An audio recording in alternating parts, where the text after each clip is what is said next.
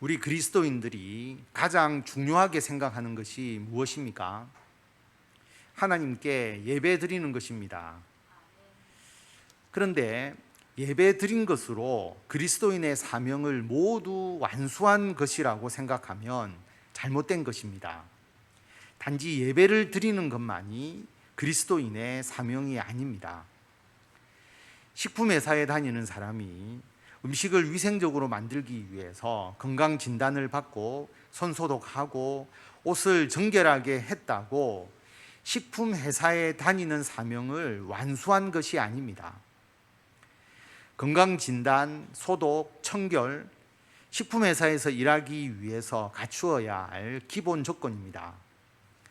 맛있고 깨끗하고 건강한 식품을 만드는 것이 식품회사에서 일하는 사람의 사명입니다.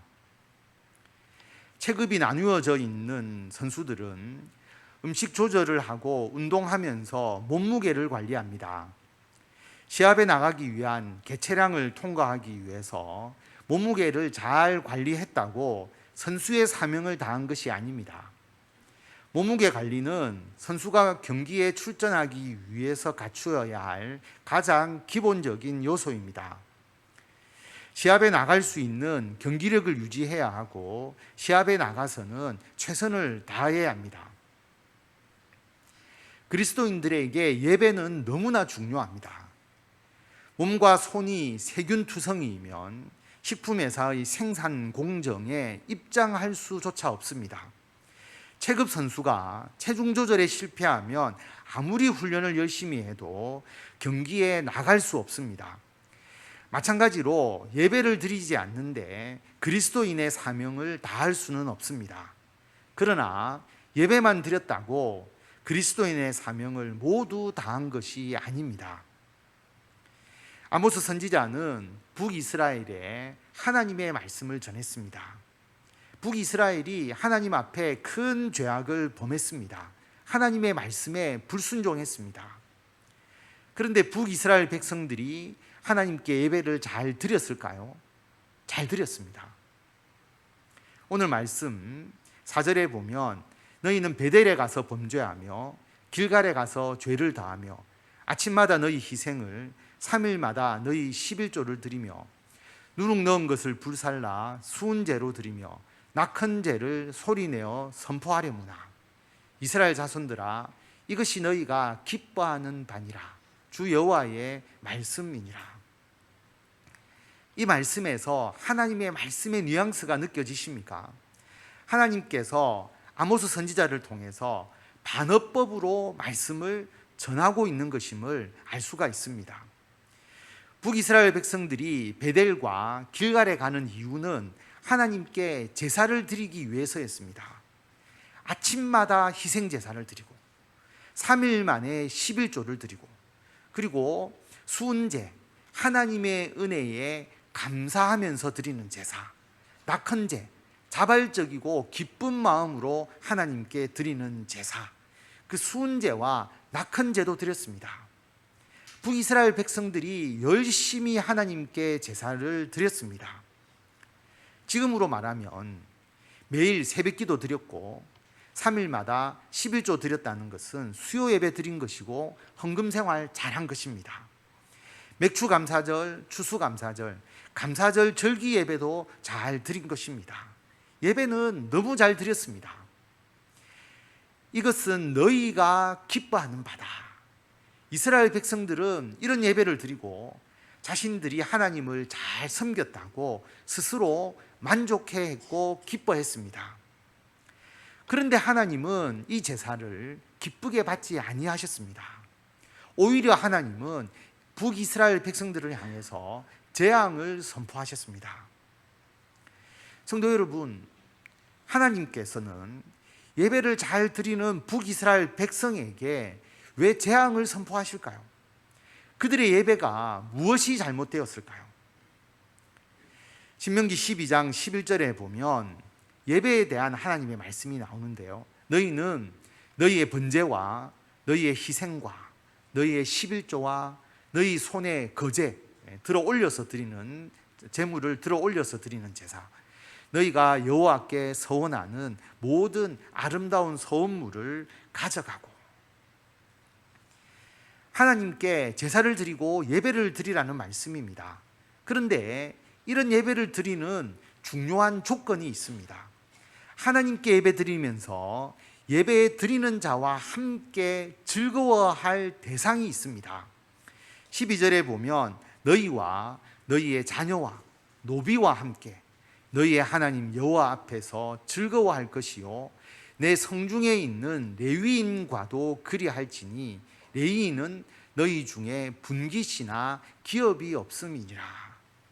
하나님은 하나님께 제사를 드릴 때에 하나님 앞에서 반드시 함께 즐거워해야 할 대상, 즉 예배의 기쁨을 함께 나누어야 할 대상으로 세 사람을 말씀하셨습니다. 자녀, 노비, 레위인. 하나님께서 기뻐 받으시는 예배가 되기 위해서는 우리가 드리는 예배에 우리의 자녀들 그리고 노비, 레위인이 함께 해야 합니다. 예배에 함께 하면 예배 드린 후에 제물을 함께 나누어 먹게 되는데 그 제물을 자녀와 노비와 레위인과 함께 나누어 먹어야 합니다. 이 말씀이 너무나 중요하기 때문에 17절에서 다시 반복되고 있는데요. 너는 곡식과 포도주와 기름의 11조와 내 소와 양의 처음 난 것과 내 서원을 갚는 예물과 내 낙헌 예물과 내 손의 거제물은 내 각 성에서 먹지 말고 오직 내 하나님 여호와께서 택하실 곳에서 내 하나님 여호와 앞에서 너는 내 자녀와 노비와 성중에 거주하는 레위인과 함께 그것을 먹고 또 내 손으로 수고한 모든 일로 말미암아 내 하나님 여호와 앞에서 즐거워하되 너는 삼가 내 땅에 거주하는 동안에 레위인을 저버리지 말지니라. 곡식과 포도주와 기름의 11조, 처음 난 소와 양, 서원을 갚는 예물, 낙헌 예물, 기쁘게 드리는, 자발적으로 기쁘게 드리는 예물, 거제물, 들어 올려서 드리는 제물, 이것을 자녀와 노비와 레위인과 함께 먹으라. 여러분, 이 말씀의 의미가 무엇일까요? 구약시대에는 하나님께 제사를 드리고 난 이후에 자녀, 노비, 레위인과 함께 그 제물을 먹으려면 그들이 함께 제사를 드려야 합니다. 예배에 함께 참여해야 할 대상이 자녀, 노비, 레위인입니다. 그리고 제사를 드리고 제물을 함께 나누어 먹는 것이 얼마나 큰 기쁨이겠습니까? 그 예배의 기쁨, 예배의 은총과 축복을 함께 나누어야 할 대상도 역시 자녀이고 노비이고 레위인입니다. 하나님께 예배드리고 하나님께 드린 제물로 인해서 그 풍성함이 있는데 자녀나 노비나 레위인에 대해서 무관심하고 이들과 함께 예배드리고 은총을 나눌 생각도 없고 오히려 사회적 약자에 대한 억압과 압제가 있다면 아무리 혼자서 예배를 잘 드려도 하나님께서 기뻐 받으시는 온전한 예배가 될 수가 없습니다. 그러므로 하나님께서 기뻐 받으시는 예배가 되기 위해서는 첫째, 자녀들과 함께 예배를 드려야 합니다. 그리고 그 예배의 은혜와 은총을 자녀들과 함께 나누어야 합니다. 가족은 신앙 공동체입니다.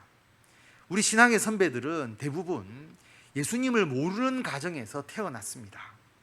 불교, 유교, 미신에 빠져 있는 가정에서 예수님을 믿는 믿음을 가지고 그것을 지키려고 극심한 핍박을 받았습니다. 그 핍박 속에서 예수님을 믿고 구원을 받았고 넘치도록 풍성한 복도 받았습니다. 그런데 지금은 부모가 예수님을 믿는 가정임에도 불구하고 자녀들이 신앙에 대해서 무관심한 경우가 많습니다. 하나님께 드린 예배의 은총과 은혜를 자녀들과 함께 나누지 못하고 있는 것입니다. 하나님은 우리가 드리는 예배에 자녀들이 함께하고 그 예배의 은총과 은혜를 자녀들과 함께 나누라고 명령하십니다. 우리 자녀들만이 아닙니다. 다음 세대와 함께하는 예배가 되어야 합니다. 워낙 시대의 변화가 빠르고 세대 간의 문화의 차이가 나타나다 보니까 청년들이나 중고등부, 아동부, 영유아 유치부 이런 아이들이 예배에서 소외되거나 점점 예배와 멀어지는 현상이 나타나고 있습니다. 다음 세대를 품고 다음 세대와 예배의 은총과 은혜를 나누어야 합니다. 이것은 매우 매우 중요한 것입니다. 여기에 대해서는 자세하게 다음에 말씀을 나누도록 하겠습니다. 두 번째로 우리가 드리는 예배에 노비가 함께 해야 합니다. 구약 시대에는 노비가 있었지만 지금은 노비가 없지 않습니까? 노비는 지금으로 보면 사회적 약자를 말합니다. 사회적 약자를 배려하고 그들과 함께하는 예배가 되어야 합니다. 그리고 우리가 드린 예배의 은혜와 은총을 사회적인 약자들과 함께 나누어야 합니다. 아모스 선지자가 활동할 때에 북이스라엘 모습을 보면 아모스 3장 9절에 보면 아스돗의 궁궐들과 애굽 땅의 궁궐들에 선포하여 이르기를 너희는 사마리아 산들에 모여 그 성중에서 얼마나 큰 요란함과 학대함이 있나 보라 하라. 이방 나라의 사람들이 북이스라엘의 수도인 사마리아 산에 모여서 사마리아 성중에 있는 그 악을 직접 와서 보도록 해라, 그렇게 말씀하시는 것입니다. 자기 궁궐에서 포악과 겁탈을 쌓는 자들이 바른 일 행할 줄을 모르느니라. 여호와의 말씀이니라. 북이스라엘의 학대, 포악, 겁탈 이것이 만연했습니다. 그들이 하나님 보시기에 바른 일 행할 줄을 몰랐습니다. 그 사회에서 사회적으로 힘이 없는 약한 자들이 얼마나 큰 고통을 겪었겠습니까? 아모스 4장 1절에 보면 사마리아 산에 있는 바산의 암소들아, 귀부인들을 상징적으로 빗대어서 표현한 것입니다. 바산의 암소, 이 말을 들으라.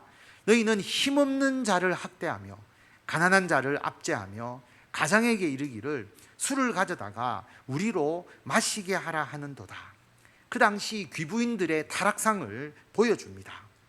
힘없는 자를 학대하고 가난한 자를 압제하고 자신들은 술을 마시며 향락에 빠져 살았습니다.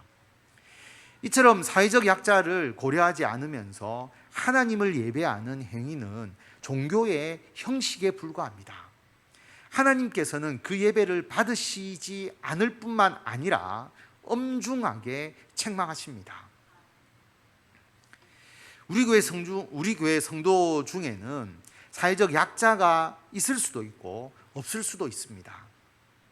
그러나 우리가 드리는 이 예배에 사회적 약자가 있든지 없든지 그게 중요한 게 아니라 관계없이 우리가 드린 예배의 은총과 은혜가 우리가 살아가는 이 사회의 약자에게도 흘러 들어가도록 해야 하고 그렇게 기도하고 헌신해야 하는 것이 예배 드리는 우리의 사명입니다. 우리는 세상의 빛이고 소금입니다. 빛은 어둠을 밝혀야 하고 소금은 음식에 맛을 내어야 합니다.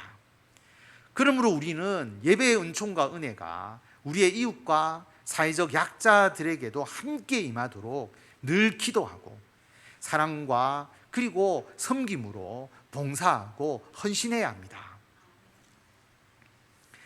세 번째로 우리가 드리는 예배의 은총과 은혜를 레위인과 함께 나누어야 합니다. 레위인은 지금으로 말하면 복음 전파 사역에 전념하는 사역자를 말합니다. 우리 교회에서 목회자들과 당연히 같이 예배 드리지 않습니까? 그리고 예배 때 드려진 헌금을 목회자들의 생활 그리고 사역을 위해서 사용하고 있는데 그것은 당연한 것이죠. 그런데 신명기 말씀은 이것만을 말하는 것이 아닙니다. 우리가 드리는 예배의 은총과 은혜를 모든 복음 전파 사역자와 함께 나누어야 합니다. 그래서 우리는 매주일 예배 드릴 때마다 선교하고 복음 전파 사역을 하시는 목사님과 선교사님을 위해서 늘 기도합니다. 그리고 우리가 적지만 선교 헌금을 하고 선교에 함께 하는 마음을 늘 가지고 있습니다. 우리는 이런 복음 사역자들과 함께 늘 예배의 은혜를 공유해야 합니다. 우리가 자녀와 노비와 레위인과 함께 예배드리지 않을 때 하나님께서는 어떤 벌로 책망하십니까? 아모스 4장 6절에 보면 또 내가 너희 모든 성읍에서 너희 이를 깨끗하게 하며 너희의 각 처소에서 양식이 떨어지게 하였으나 너희가 내게로 돌아오지 아니하였느니라. 여호와의 말씀이니라. 첫 번째로는 이를 깨끗하게 하십니다. 이는 음식을 씹는 거잖아요. 이가 깨끗하다는 것은 먹을 음식이 없다는 말입니다. 먹을 것이 없게 하십니다. 하나님께 온전히 예배드리지 않는 북이스라엘 백성들에 대해서 아모스 선지자를 통해 선포하신 하나님의 심판은 직접 사람에게 어떤 병을 주시거나 직접 전쟁이 일어나서 몸에 상해나 또 죽음을 겪거나 그런 게 아니라 자연에 하나님의 형벌이 대규모로 심각하게 임하는 자연재해였습니다. 지금도 마찬가지입니다. 지구 온도가 1도가 상승하면 옥수수나 밀, 쌀, 세계 주요 작물의 생산량이 6에서 7% 정도 감소한다고 합니다. 지구온난화가 계속되면 식량 부족의 시대가 직면할 것이다. 우리나라에도 식량 위기가 임할 것이다 라고 하는 경고가 지속적으로 나오고 있습니다. 식량 부족 문제, 자녀와 사회적 약자와 복음 사역자들과 함께 예배드리지 않고 예배의 은총을 나누지 않는 것에 대한 하나님의 책망이자 벌입니다. 두 번째로 비가 내리지 않는 재앙, 가뭄입니다. 7절과 8절에 보면 추수하기 석 달 전에 내가 너희에게 비를 멈추게 하여 어떤 성읍에는 내리고 어떤 성읍에는 내리지 않게 하였더니 땅 한 부분은 비를 얻고 한 부분은 비를 얻지 못하여 말랐으며 두세 성읍 사람이 어떤 성읍으로 비틀거리며 물을 마시러 가서 만족하게 마시지 못하였으나 너희가 내게로 돌아오지 아니하였느니라. 여호와의 말씀이니라. 성도 여러분, 전 세계에서 가장 많이 발생하는 재해는 홍수라고 합니다. 한 44%가 발생 건수로 보면 홍수입니다. 여기서 파란색, 진한 파란색으로 되어 있는 것이 홍수입니다. 그래서 전 세계 재해 발생 건수로 보면 홍수의 비율이 굉장히 높습니다. 그 다음에 좀 연한 파란색이 태풍, 폭풍이고요. 가뭄은 회색처럼 보이는 맨 밑에 있는 이 부분, 발생 빈도로 보면 가뭄이 그렇게 많지 않습니다. 그런데 인명피해가 가장 큰 것을 보면 뭐가 인명피해가 가장 크냐 하면 태풍입니다. 자연재해의 피해액이죠. 피해액으로 본다면 연한 하늘색인 이 태풍의 피해가 가장 크고 그 다음 홍수, 그 다음 이제 가뭄, 이 정도로 보여지죠. 가뭄은 뭐 그렇게 중요하지 않지 않느냐 이렇게 생각하기 쉬운데 사망자 수를 통해서 보면 가뭄의 크기가 굉장히 큰 것을 알 수가 있습니다. 가뭄의 경우는 재해의 수로 보면 6%밖에 되지 않는데 사망자 수는 34%에 이르러서 발생 빈도에 비해서 사망률이 가장 높았습니다. 특히 과거 50년 기간에 10대 재해 가운데 가뭄이 4건으로 가장 많고 인명피해도 65만 명으로 가장 컸으며 주로 어디에서 이 가뭄이 나타나고 있느냐 하면 아프리카, 에티오피아, 수단, 모잠비크에서 발생했습니다. 최근에 폭염으로 인해서 사망자 수가 늘어나고 있지 않습니까? 폭염은 가뭄을 항상 유발하게 됩니다. 그래서 이 가뭄은 아모스 선지자 때뿐만 아니라 지금도 계속되는 하나님의 심판입니다. 세 번째로 곡식이 열매 맺지 않는 재앙입니다. 병충해 그리고 메뚜기 재앙입니다. 내가 곡식을 마르게 하는 재앙과 깐부기 재앙으로 너희를 쳤으며 팥중이로 너희의 많은 동산과 포도원과 무화과 나무와 감람나무를 다 먹게 하였으나, 팥중이라 하면 메뚜기라고 생각하시면 됩니다. 너희가 내게로 돌아오지 아니하였느니라. 여호와의 말씀이니라. 메뚜기, 병충해 이렇게 생각하면 전혀 우리와 관계없는 것처럼 생각하지만 2020년 2월 10일 유엔 식량 농업 기구의 발표에 의하면 케냐가 70년 만에 가장 심각한 메뚜기 재해를 당하게 됩니다. 그리고 인접국인 이디오피아와 소말리아에서도 25년 만에 가장 극심한 최악의 메뚜기떼 습격이 벌어졌습니다. 케냐 북동부에서 발견된 거대한 메뚜기떼 행렬이 얼마나 컸느냐 하면 길이가 60km, 너비가 40km. 그래서 메뚜기떼의 규모가 3,600억 마리에 달하는 것으로 계산되었다고 합니다. 그래서 케냐에서만 105만 헥타르, 105만 헥타르라면 우리가 감이 없기 때문에 가로가 100km, 세로가 100km라고 생각하시면 됩니다. 그 정도의 경작지가 메뚜기떼의 영향을 받았습니다. 이 메뚜기떼가 발생하면 케냐에만 머무르는 것이 아니잖아요. 인접 국가까지 그렇게 이동하는데 인도까지도 진출을 해서 555만 헥타르, 케냐의 5배죠. 케냐가 피해를 입은 5배 그 더 많은 농경지가 피해를 보면서 1660억 이상의 손해가 발생했다고 합니다. 메뚜기떼 재앙은 지금도 여전히 일어나고 있는 하나님의 경고이고 심판입니다. 네 번째는 전염병의 재앙입니다. 내가 너희 중에 전염병 보내기를 애굽에서 한 것처럼 하였으며 칼로 너희 청년들을 죽였으며 너희 말들을 노랗게 하며 너희 진영의 악취로 코를 찌르게 하였으나 너희가 내게로 돌아오지 아니하였느니라. 여호와의 말씀이니라.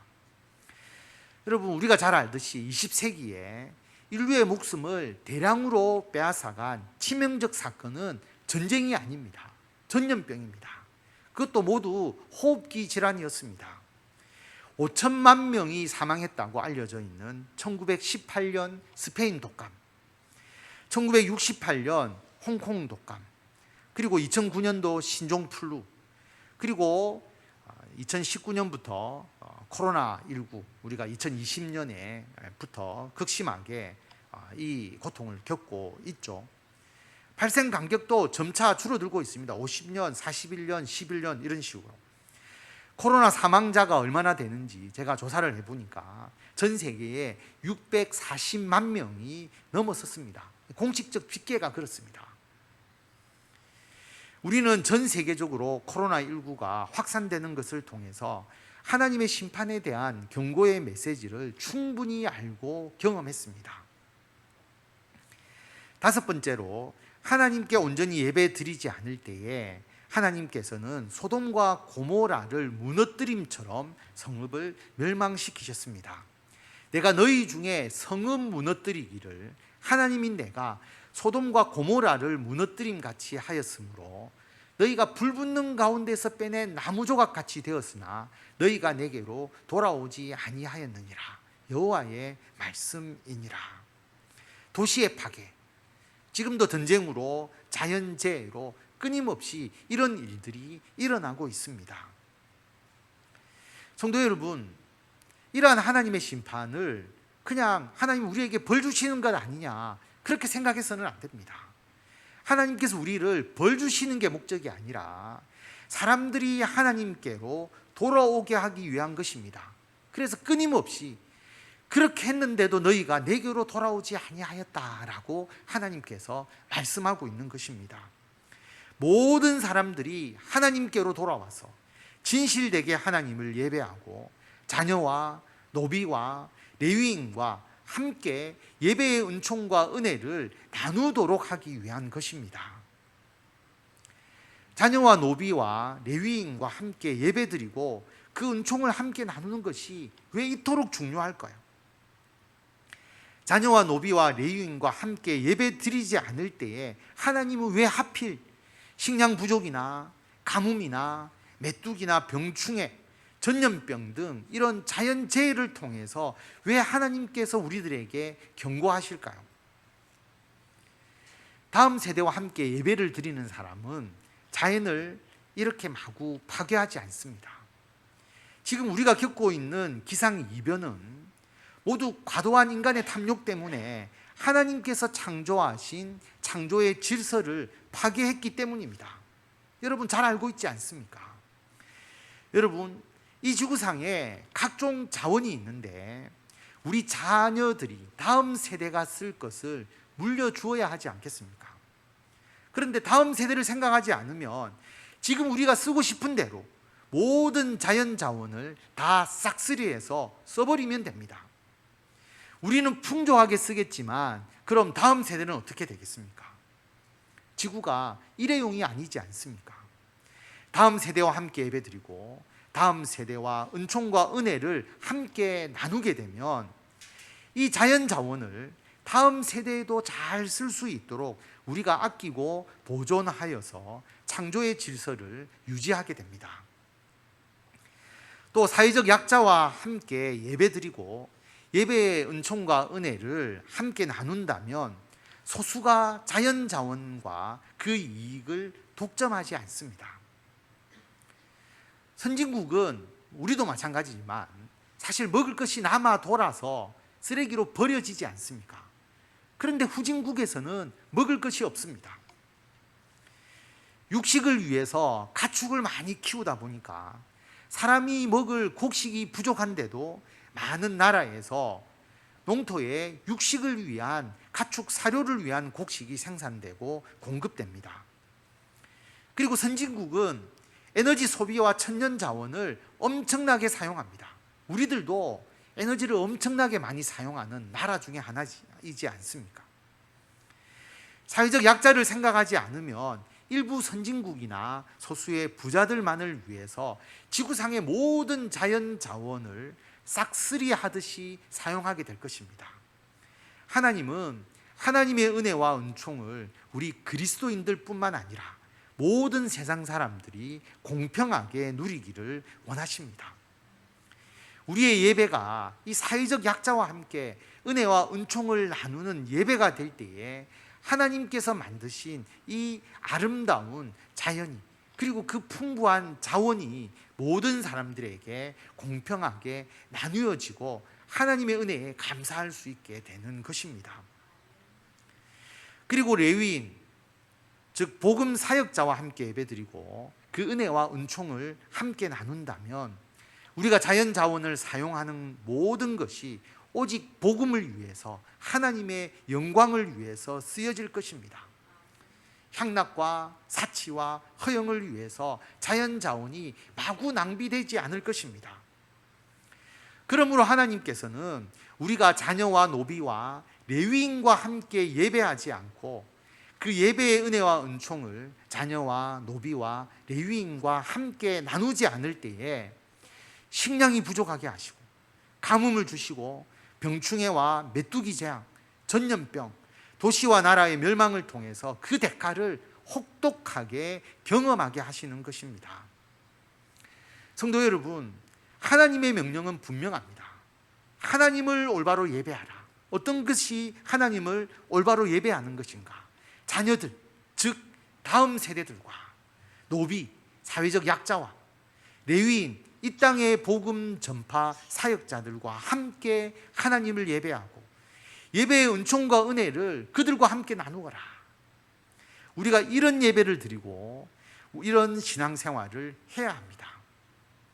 하나님께서 내리시는 이런 자연재해의 재앙을 통해서도 이러한 하나님의 명령에 대해서 무관심하고 불순종하면 그들을 향해서 하나님께서 뭐라고 말씀하십니까? 12절에 보면 그러므로 이스라엘아 내가 이와 같이 내게 행하리라. 내가 이것을 내게 행하리니 이스라엘아 내 하나님 만나기를 준비하라. 보라 산들을 지으며 바람을 창조하며 자기 뜻을 사람에게 보이며 아침을 어둡게 하며 땅의 높은 데를 밟는 이는 그의 이름이 만군의 하나님 여호와시니라. 이스라엘아 내 하나님 만나기를 준비하라. 끝까지 하나님의 경고를 무시하면 이제는 자연재해를 통한 경고가 아니라 직접 하나님께서 역사하셔서 직접 심판하시겠다고 말씀하십니다. 여러분, 무시무시한 말씀이 아닙니까? 하나님 만나기를 준비하라. 결국 하나님께서는 아수르를 통해서 북이스라엘을 멸망시켜 버리셨습니다. 여호와의 날, 심판의 날입니다. 근데 지금 우리들에게는 이 나라의 멸망보다 더 무서운 것이 있죠. 영원한 심판, 천국과 지옥의 심판입니다. 하나님께서 행하시는 영원한 생명과 영원한 형벌의 심판이 우리들에게는 훨씬 더 무섭습니다. 그럼 어디서부터 이 문제를 해결해야 합니까? 예배의 회복이죠. 더 나아가서 신앙의 회복입니다. 우리들끼리만 예배 드리는 것으로 충분하지 않습니다. 예배의 자리에 우리들의 자녀들, 다음 세대들이 함께 해야 합니다. 우리의 자녀들, 다음 세대들이 우리가 드리는 이 예배의 은총과 은혜를 함께 나누도록 해야 합니다. 사회적 약자와 함께 할 수 있는 예배가 되어야 합니다. 우리 교회와 우리 그리스도인들만 복받는 예배가 되어서는 안 됩니다. 우리 사회와 이웃도 잘 되어야 합니다. 우리가 드리는 이 예배를 통해서 우리가 받은 복과 은총과 은혜가 사회적으로 소외되고 약한 분들에게 흘러 들어가서 그들과 함께 이 은혜를 나눌 수가 있어야 합니다. 복음 전파를 위해 헌신하시는 이 땅의 모든 복음 사역자들과 함께 예배드리고 그 은혜와 은총을 그분들과 나누는 예배가 되어야 합니다. 우리 교회만 복받고 잘 되기 위한 예배가 아닙니다. 다른 교회도 잘 되어야 하고 선교지도 복음으로 부흥해야 하고 땅 끝까지 복음화가 이루어져야 합니다. 전 세계 모든 민족, 모든 사람들에게 예수님을 믿고 구원 얻는 복음이 전파되어야 합니다. 성도 여러분, 지금 전 세계적으로 일어나고 있는 기후온난화로 인한 이상기후, 폭염, 폭우, 가뭄 등은 하나님께서 우리들에게 주시는 경고입니다.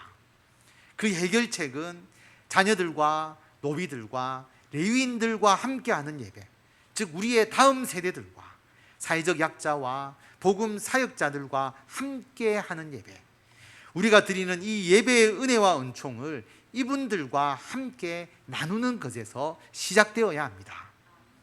이 예배의 회복에 함께 하셔서 책망과 징벌의 하나님을 만나는 것이 아니라 구원과 은혜와 은총의 하나님을 만나는 것을 준비하고 그 만남을 소망하며 살아가는 저와 성도 여러분들이 다 되시기를 바랍니다.